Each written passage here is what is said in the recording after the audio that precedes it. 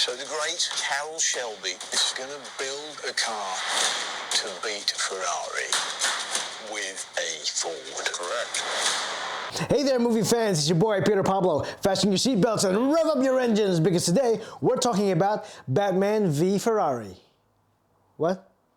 A Ford v Jason Bourne.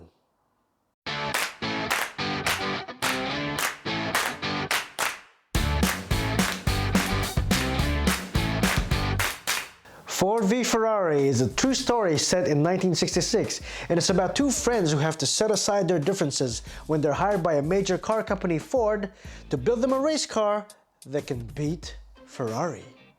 Directed by James Mangold, we know him for directing Girl Interrupted, 3:10 to Yuma, Walk the Line, and of course, who can forget Logan.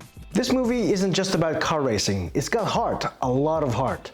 It's a brilliant story, only to be topped off by the performances of our two main leads, Matt Damon, who plays famous American automotive designer Carroll Shelby, and Christian Bale, who plays the famous English race car driver Ken Miles.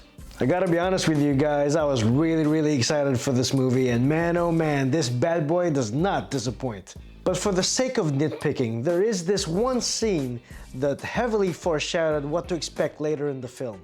Now, I'm not a car nut or a car racing historian, and I definitely didn't go online to research the events of this true story. But if it hadn't been for the foreshadowing, I think I would have been a little bit more surprised by the time the movie ended. Again, this is just a nitpick. This doesn't take anything away from the brilliance of this film by any stretch of the imagination. Jon Bernthal as Lee Iacocca was fantastic. I don't think he knows how to disappoint. The first time I ever saw this guy was in The Walking Dead, where he plays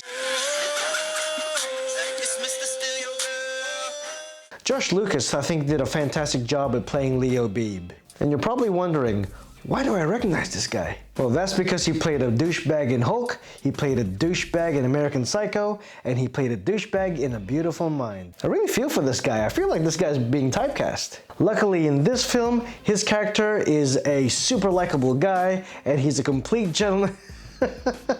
I'm just kidding. He brings a whole new level of douchebaggery in this film, and he plays it to a T. He was basically the embodiment of the red tape that happens within Ford, and often butted heads with our two main leads. Ken Miles is not a Ford man. We're on the verge of something, and now you tell me that I can't have the best man in the world behind the wheel?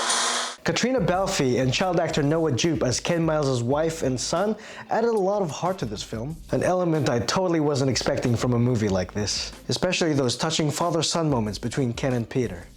Now let's talk about Matt Damon's performance in this movie. It was really solid and I really loved him, but there is no denying that Christian Bale stole the entire movie. In fact, I'd be surprised if he doesn't get a nomination for an Oscar out of this. His performance just simply demands your attention. If this were a beauty pageant, we just lost. These two fantastic actors in the same movie is like catching lightning in a bottle. You really feel that they live and breathe fast cars and racing. And James Mangold doesn't waste a single minute of the 2-hour and 32-minute runtime. I didn't even know it went for that long until after I've seen the movie and went online and looked it up. Now, regarding the racing, like most sports movies based on true events, we see some real stakes and some real human drama. It's awful. If there's a problem, the computer will find it. Get some scotch tape and a ball of wool. What are they doing? Making your car faster. That's more like it!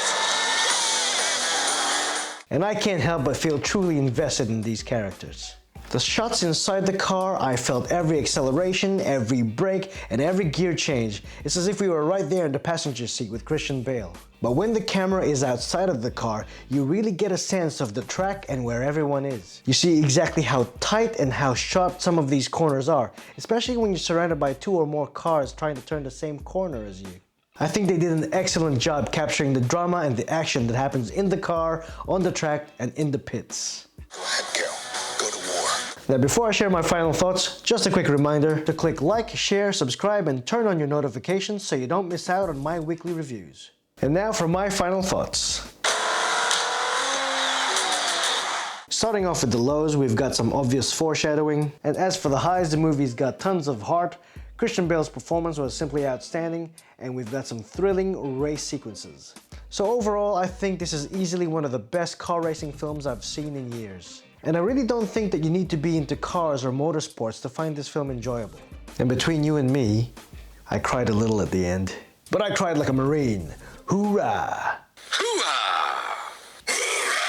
If you haven't seen Ford v Ferrari yet, I think you should race to the theaters near you. But if you have seen it, tell me your spoiler-free thoughts in the comment section below. Whether you agree or disagree with me, it's all good because all film is art and all art is subjective. We just gotta make sure that we disagree respectfully. Because after all, we're all part of the same team, so let's be movie fans together. Before I go, why don't you tell me what you think I should review next?